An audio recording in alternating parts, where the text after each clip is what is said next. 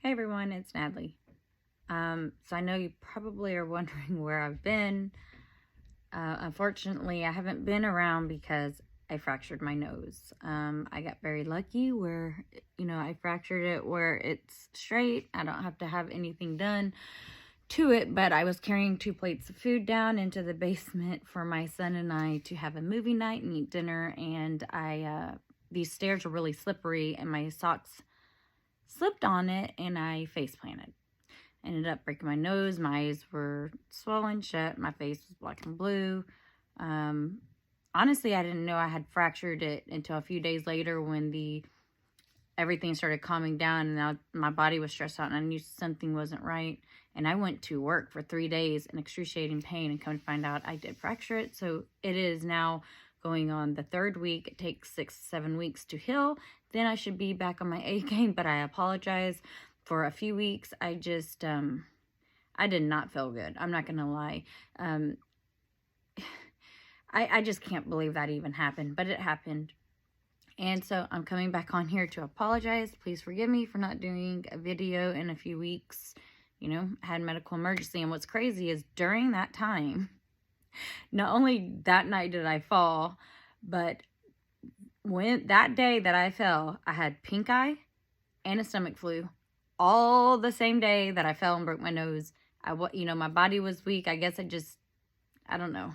I'm sorry. My hair will not go down. I brush my curls out and it's just like fluffy. But anyway, so thank you for welcoming me back into your lives. So today, some of the things, I have been talking to many of you doing life coaching and I keep running into the same thing, and that is not being able to hold your tongue, not being able to kind of pick out what is the most important thing to bring attention to your spouse or your partner, and how you're constantly nagging about every single little thing, and some of y'all's partners have left because of it. And so the question sometimes you have to ask yourself is, when does the narcissistic mother-in-law stop being the problem and you begin being the problem? And I can tell you, as firsthand experience, I became the problem for many years, even though the narcissistic in-law was a major issue, a major problem, and the reason why I began being the problem. I realized that constantly nitpicking and bringing it up and focusing on the abuse and focusing, like, our whole relationship revolved around his mother. I noticed it was destroying not only my marriage, but my husband and me, obviously, because I kept bringing it up. It had long destroyed me. And, I'm a realist, right? I'm a real I like to be real, even if it hurts your feelings, and I apologize if it does. But you have to step back and look at it from different perspectives. Because if you are focused only on how you feel, and not focused on how you're making your partner feel, or your whole family feel, if you have children, about you constantly nagging, then you have become the problem, and you are becoming selfish within this relationship, because it no longer is about both of you. It is only about you and how you feel, because you're focused so much on this one little aspect of the whole relationship. But if you are in a relationship, your relationship should not revolve around somebody's mother causing you problems. And so when you find yourself every day nitpicking, nagging, always on the case about the mother-in-law to your spouse or your boyfriend, whatever, then unfortunately, your relationship is dead. And you killed it. Yes, the mother-in-law killed it too. Yes, and your partner has some guilt in that too. But what I mean by this is that if you are highly focused on what the mother-in-law is doing, and you are not highly focused and putting your relationship up front and foremost in your life, then you don't have a relationship left. You have now taken your main relationship with your partner, pushed it to the side, and started focusing only on his mother, or it could be your father, his father. And this is what narcissists do. This is what they want to do to destroy you as a person, destroy the relationship that you have with their child. And that is the main goal, is that they want to destroy you so you can destroy your relationship. And unfortunately, many of you have. And I noticed, I would catch myself because I noticed like my relationship with my husband was changing because all I did was bring up past incidents or present things that his mother was doing that was getting on my nerves, even though they were like the littlest things. Like, people every day get on your nerves, right? But are you bickering and fighting with every single person that does something that annoys you? Or do you say, you know what? You're not even worth my time. You're not worth me wasting my breath on what you're doing or saying about me. And I'm just going to let it go and live my life the way I want to, happy, and not focus on you. Because when you start letting other people affect who you are and your character as a person, then you're basically destroying your character. You're destroying who you are as a person. And you're proving other people right about what the narcissist says about you because you are too hyper-focused on the negative aspects in your relationship instead of ignoring these little stupid things, right? It could be passive-aggressive comments. It could be some manipulation. It could be these things that really aren't that serious, right? And you are hyper-focused on it, which then destroys your credibility as a loving, caring person because all you're doing is pointing out everyone's, the narcissist's flaws and manipulations and everything. Now, granted, there are times that there are huge things that the narcissist does that you need to address. Don't get that mixed up with what I am saying to you, because the little things and the big things are two separate issues whenever you are dealing with a narcissist. The little things constantly aggravating you and getting on your nerves and all this stuff is to destroy your character, right? The bigger things is to grab control of your relationship. Now, let me ask you, what's more important in this scenario? Is it allowing someone to destroy your character, or is it allowing someone to destroy your relationship? These are really separate, different things. And I think, yes, on both aspects, it's very important. But if it's, I think in this scenario where you are hyper-focused on the little things and then super hyper-focused on the bigger things, when does it end? When does your partner get a break?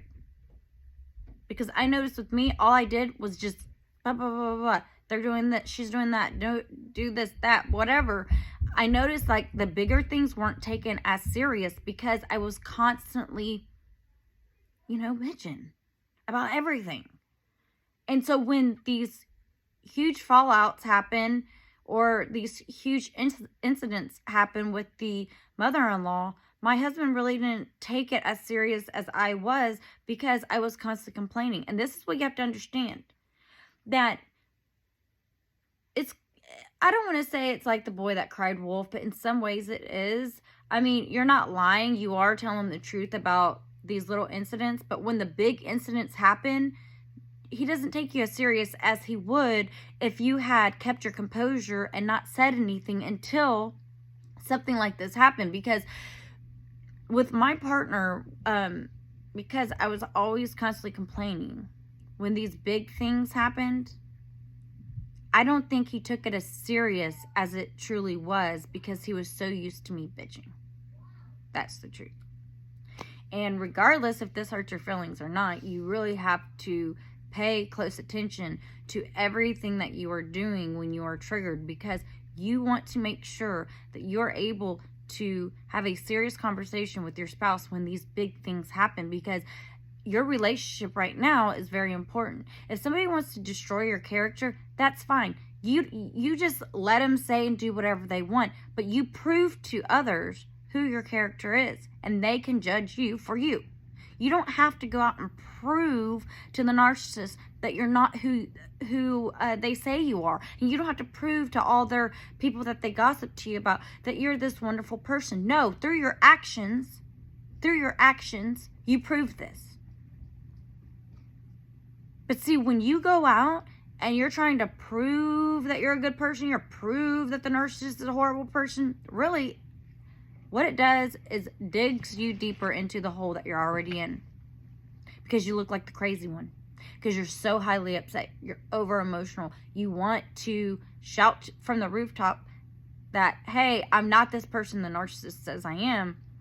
But when you're doing that and you're shouting, guess what? You're doing exactly what the narcissist says you were going to do. So you collect your composure and you just be you. And if other people want to judge you, fine, let them. But you just be you. You don't have to prove, you don't owe anybody an explanation. You don't owe anyone to have to prove yourself to anyone. You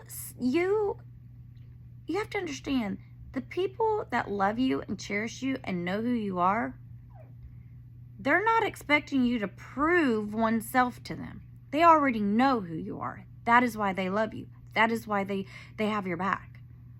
Because through your friendship, you have proven through the years or through whatever it is, through the experience in that relationship, unknowingly to you, maybe knowingly, but mainly unconsciously, you have proven yourself to be this person just by being you.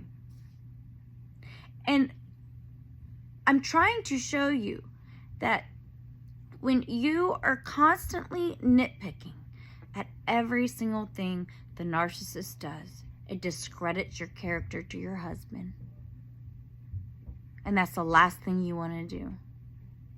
You have to look at the bigger picture and say, you know what? Even though I have a narcissist as a mother-in-law, I love him so much that I'm willing to ignore these little passive-aggressive comments or these little manipulation tactics that she thinks she got over on me, and focus on things that actually are going to hurt my relationship.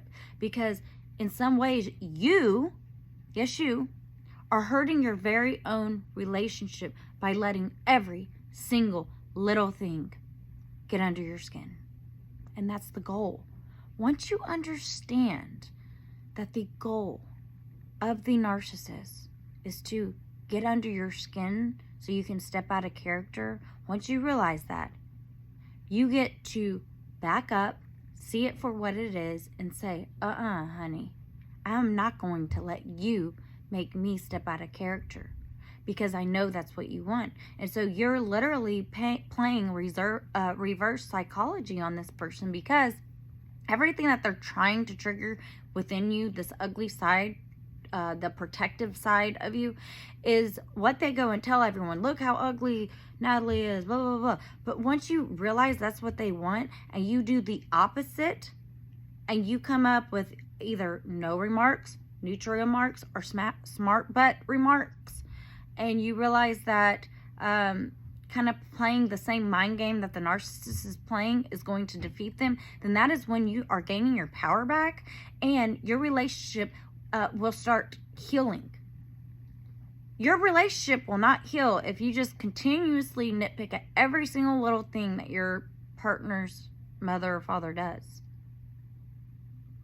Why should they take you serious during these serious interactions with the narcissist that really, like, they're big deals to you? Why should they take you serious when all you do is nitpick at every single thing, little or big?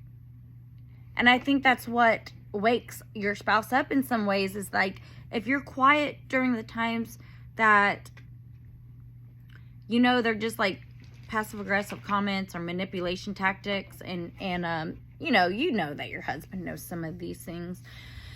If you're quiet during those times, but then you are vocal during these serious times, he's more likely to take you serious than you would be if you're constantly nitpicking at everything.